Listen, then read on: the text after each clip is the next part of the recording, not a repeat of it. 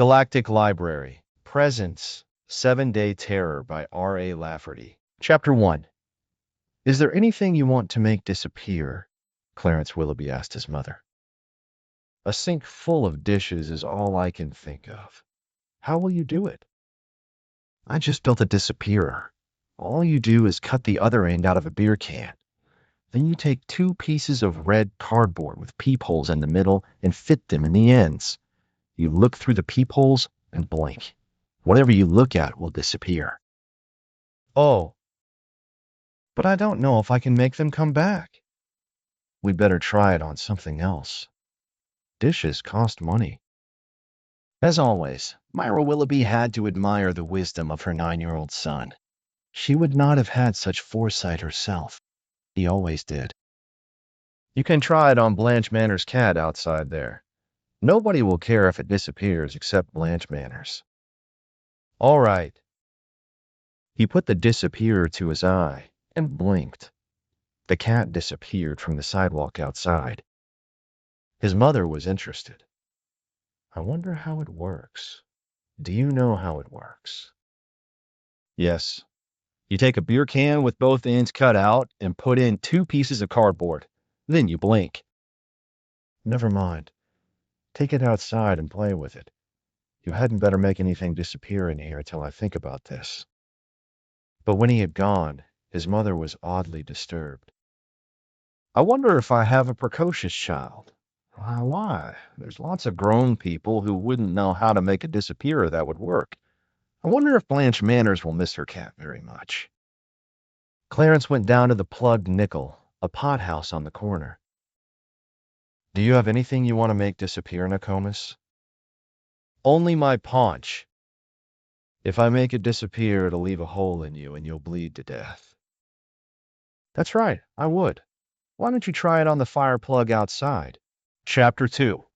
This, in a way, was one of the happiest afternoons ever in the neighborhood. The children came from blocks around to play in the flooded streets and gutters, and if some of them drowned, and we don't say that they did drown in the flood, and brother, it was a flood. Why, you have to expect things like that. The fire engines, however, heard of calling fire engines to put out a flood, were apparatus deep in the water. The policemen and ambulance men wandered around wet and bewildered. Resuscitator, resuscitator. Anybody want a resuscitator? Chanted Clarissa Willoughby. Oh, shut up, said the ambulance attendants.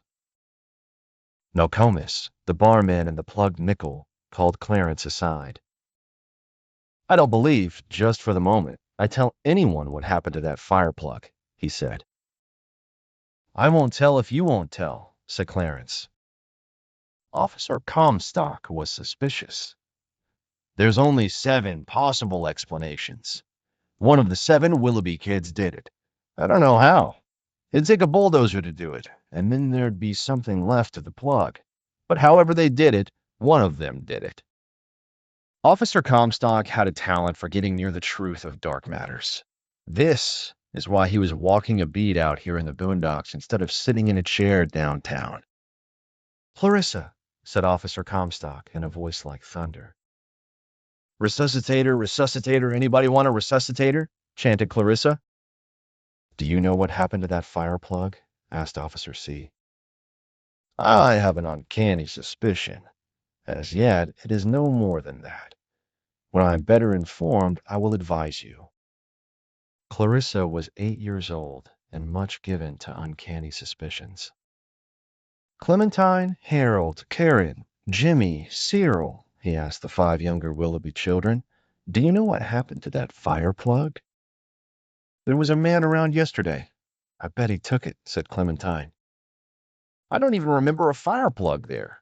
I think you're making a lot of fuss about nothing, said Harold. City Hall's going to hear about this, said Corinne. Pretty darn sure, said Jimmy, but I won't tell. Cyril, cried Officer Comstock in a terrible voice.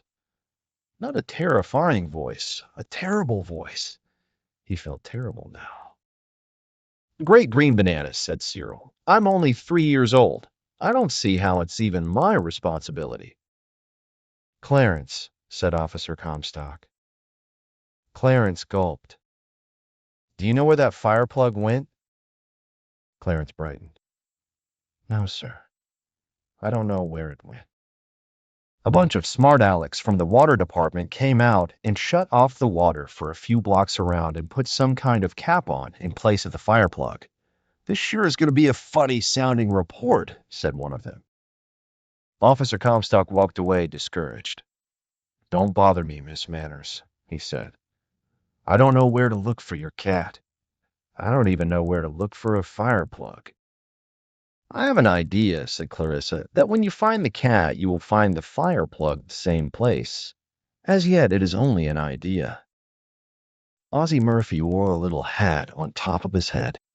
Clarence pointed his weapon and winked. The hat was no longer there, but a little trickle of blood was running down the page. I don't believe I'd play with that any more, said Nokomis. Who's playing? Said Clarence. This is for real. Chapter 3. This was the beginning of the 7-day terror in the heretofore obscure neighborhood. Trees disappeared from the parkings, lamp posts were as though they had never been. Wally Waldorf drove home, got out, slammed the door of his car, and there was no car. As George Mullendorf came up the walk to his house, his dog Pete ran to meet him and took a flying leap to his arms. The dog left the sidewalk, but something happened. The dog was gone, and only a bark lingered for a moment in the puzzled air. But the worst were the fire plugs. The second plug was installed the morning after the disappearance of the first. In 8 minutes, it was gone, and the floodwaters returned. Another one was in by 12 o'clock. Within 3 minutes, it had vanished. The next morning, fire plug number 4 was installed. The water commissioner was there, the city engineer was there, the chief of police was there with a riot squad, the president of the Parent Teachers Association was there, the president of the university was there, the mayor was there, 3 gentlemen of the FBI, a newsreel photographer, eminent scientists, and a crowd of honest citizens. Let's see it disappear now, said the city engineer. Let's see it disappear now, said the police chief. Let's see it It did, didn't it? Said one of the eminent scientists. And it was gone, and everybody was very wet. At least I have the picture sequence of the year, said the photographer. But his camera and apparatus disappeared from the midst of them. Shut off the water and cap it, said the commissioner. And don't put in another plug yet. That was the last plug in the warehouse. This is too big for me, said the mayor. I wonder that Tass doesn't have it yet. Tass has it, said a little round man. I am Tass. If all of you gentlemen will come into the Plugged Nickel, said Nokomis, and try one of our new fire hydrant highballs, you will all be happier. These are made of good corn whiskey, brown sugar, and hydrant water from this very gutter. You can be the first to drink them. Business was phenomenal at the Plugged Nickel, for it was in front of its very doors that the fire plugs disappeared in floods of gushing water. I know a way we can get rich, said Clarissa several days later to her father, Tom Willoughby. Everybody says they're going to sell their houses for nothing and move out of the neighborhood. Go get a lot of money and buy them all. Then you can sell them again and get rich. I wouldn't buy them for $1 each. 3 of them have disappeared already, and all the families but us have their furniture moved out in their front yards. There might be nothing but vacant lots in the morning. Good, then, buy the vacant lots, and you can be ready when the houses come back. Come back? Are the houses going to come back? Do you know anything about this, young lady? I have a suspicion verging on a certainty. As of now, I can say no more. Chapter 4. 3 eminent scientists were gathered in an untidy suite that looked as though it belonged to a drunken sultan. This transcends the metaphysical. It impinges on the quantum continuum. In some ways, it obsoletes Boff, said Dr. Velikov. The contingence on the intransigence is the most mystifying aspect, said Arpad Arkabaranin. Yes, said Willie McGilly. Who would have thought that you could do it with a beer can and 2 pieces of cardboard? When I was a boy, I used an oatmeal box and read Crayola. I do not always follow you, said Dr. Vonk. I wish you would speak plainer. So far, no human had been injured or disappeared, except for a little blood on the pate of Ozzie Murphy, on the lobes of Conchita when her gaudy earrings disappeared from her very ears, a clipped finger or so when a house vanished as the front doorknob was touched, a lost toe when a neighborhood boy kicked at a can and the can was not, probably not more than a pint of blood and 3 or 4 ounces of flesh altogether. Now, however, Mr. Buckle, the grocery man, disappeared before witnesses. This was serious. Some mean-looking investigators from downtown came out to the Willoughbys. The meanest-looking one was the mayor. In happier days, he had not been a mean man, but the terror had now reigned for 7 days. There have been ugly rumors, said one of the mean investigators, that link certain events to this household. Do any of you know anything about them? I started most of them, said Clarissa. I didn't consider them ugly. Cryptic, rather. But if you want to get to the bottom of this, just ask me a question. Did you make those things disappear? Asked the investigator. That isn't the question, said Clarissa. Do you know where they have gone? Asked the investigator. That isn't the question either, said Clarissa. Can you make them come back? Why, of course I can. Anybody can. Can't you? I cannot. If you can, please do so at once. I need some stuff. Get me a gold watch and a hammer. Then go down to the drugstore and get me this list of chemicals. And I need a yard of black velvet and a pound of rock candy. Shall we? Asked one of the investigators.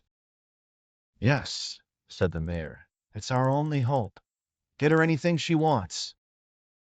And it was all assembled. Chapter 5. Why does she get all the attention? Asked Clarence. I was the one that made all the things disappear. How does she know how to get them back? I knew it, cried Clarissa with hate. I knew he was the one that did it. He read in my diary how to make it disappear. If I was his mother, I'd whip him for reading his little sister's diary. That's what happens when things like that fall into irresponsible hands. She poised the hammer over the gold watch of the mayor on the floor. I have to wait a few seconds. This can't be hurried. It'll be only a little while. The second hand swept around to the point that was preordained for it before the world began. Clarissa suddenly brought down the hammer with all her force on the beautiful gold watch. That's all, she said. Your troubles are over. See, there is Blanche Manor's cat on the sidewalk just where she was 7 days ago. And the cat was back. Now let's go down to the plugged nickel and watch the fire plug come back. They had only a few minutes to wait. It came from nowhere and clanged into the street like a sign and a witness. Now I predict, said Clarissa, that every single object will return exactly 7 days from the time of its disappearance. The 7-day terror had ended. The objects began to reappear. How, asked the mayor, did you know they would come back in 7 days? Because it was a 7-day disappear that Clarence made. I also know how to make a 9-day, a 13-day, a 27-day, and an 11-year disappear.